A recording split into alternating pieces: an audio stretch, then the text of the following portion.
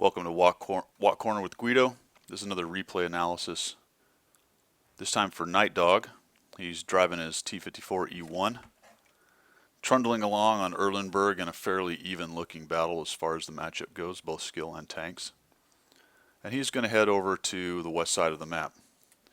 This is standard setup. It's not the encounter, so you're going to see some people come over here and some people come over here, and that's not too amazing. There's going to be a battle here, and there'll be a sniping fest over here, and we'll see how this thing plays out. He has chosen to go to the west side, and initially taking a nice cut away from there because you want to watch out for scouts getting up in this area, potentially in this area, and one of those large TDs over there, or probably more likely one of those fast mediums getting over and taking a shot at you. So he's reloading, but he's going to be well reloaded by the time he gets there. He's looking over. He's doing a good job fading over to the left, and there's kind of a no man's land right here, and you're going to find out why I say that.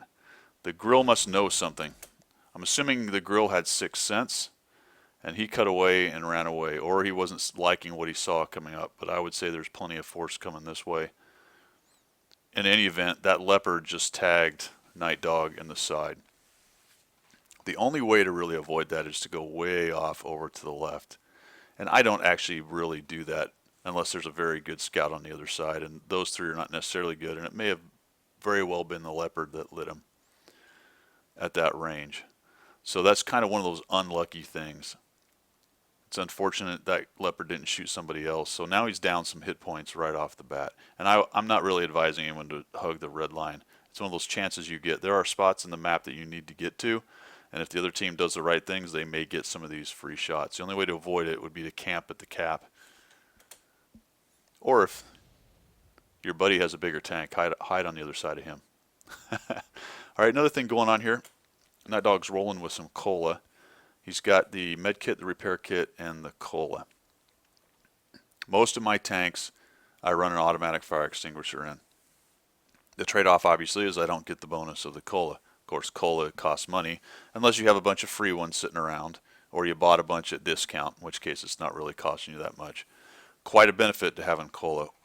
I will say that I hate burning to the ground and not being able to stop a fire while it destroys modules and crew and everything else. That drives me absolutely nuts. So I run an automatic fire extinguisher on most anything.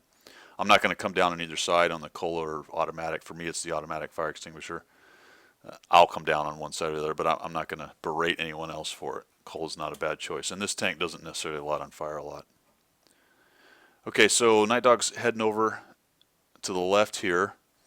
And you can see we've got quite a force that has gone to the west side. And these guys are kind of all moving up into the middle, which is a little bit unusual. And he's got some help following him, and then you've got the typical sniper action going on over here with some mediums. Alright, we come around here, we're going to see some enemies, and then he makes an interesting choice to me. That this is fine, obviously he's got a shot, so have at it. Whoop this guy. That's unfortunately missed that one. Looked like the shot was actually trying to follow the tank, and then the tank went behind the cover. Okay. Initially, when I saw him take that fourth shot, I said, why on earth is he taking that fourth shot? And then I realized, you know what, there's no other targets around, so might as well just see if he can track him again, get that shot down range, and get reloaded. Because even if he didn't shoot it, since there's no targets to shoot right now, he's going to force a reload with the C button and get reloaded, because there's no reason to sit there with one shell and nobody to shoot at. But he makes another decision that's sort of interesting to me. He stays back here in this hole, and that is not something I would have done. Granted, there are a lot of tanks up here, but we also have a lot of tanks up here. This position right here is hugely important to the entire defense or attack on this side. This team has been very aggressive and moved up, and they're trying to stuff Night Dog's team back in this area right where they've got them. Night Dog, the T-71's there, but we need something relatively fast to get up in there now so that we can get some crossfire on guys poking here, or if they try to get up around here, and help relieve some of the pressure on these guys here, and he's going to hang out. So not my favorite decision here. Again, there are a lot of tanks over there, so he may be thinking, you know, I'm going to reload and assess the situation and see what's going on. So while we reload, let's see what goes on. Leopard's down there. He's about to die. The sniping act over on the east side is going about as usual, kind of a stalemate. No one's been aggressive in pushing the other. In fact, the other team doesn't really seem to have much there, unless that JPZ and 263 are camping in the back. So we kind of look around. We're pointing. Not really doing much. So it's at this point right here where I'm thinking if at the reload, or even while he was reloading even better. If I can get my camera to work here. Okay. If he had rolled up into this corner, hidden behind those trees and bushes, he could have been having a heyday shooting into these guys. The other thing is it's closer, so the shots are not such long range shots. The Bulldog's a problem. He can get up there if he gets high enough and start proxy lighting.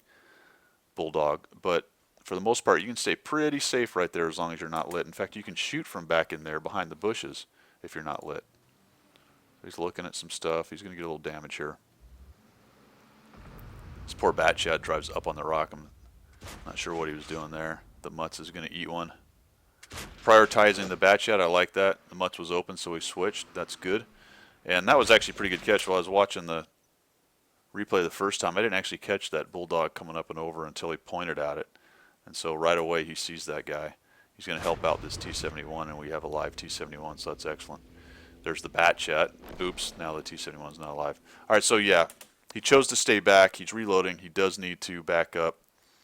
Might he have died because the Batchat came around the corner at that point? I don't know, possibly. He may have also soaked up a shot or two, and the T-71 may have got some shots on the Batchat. So he's doing a nice job backing up. But he's got some help. And the JPZ ends up killing the Batchat. And that's the other thing about being up in there. You do have crossfire from your helpers back here. That JPZ was sitting there. So really, I'm belaboring this a little bit, but I think he should have been up there. But we're on a reload, so we're going to be cautious, see what we're doing. And I think he should rage up to that corner now. And I believe he does that now. He sees the opportunity. Perhaps in a second. The grill's certainly going that way, or wants to. There we go. So they're pretty well ahead. This is where I like to say the weight of the guns is probably going to be too much for the enemy team to handle. So he's going to come up here, and this is where I would have liked him to have been earlier. But this is a great spot to get shots. Decent depression on this tank. Interesting it took him that long to see this 57. Now, okay, so he's got this guy. He shoots him. It's a 57 heavy, so you know if it's reloaded, it's got a lot of shots. So you take one shot, that's fine. You've surprised him. Now you're seeing. He doesn't seem to have sixth sense because I haven't seen anything go off yet unless he has some kind of symbol I'm not seeing. Wait for that second shot, but that being said, you just took a hit, all right? That 57's on you, and you just took a hit, and you can't really afford anymore. And he's going to stand in there. Ooh, and 2 bounces, and he's owned. The guy lived, and he's dead. So take that first shot, wait for the reload, take the second shot, but as soon as you send that second shot down range, you know that 57 sees you. Just back off that hill and live another day.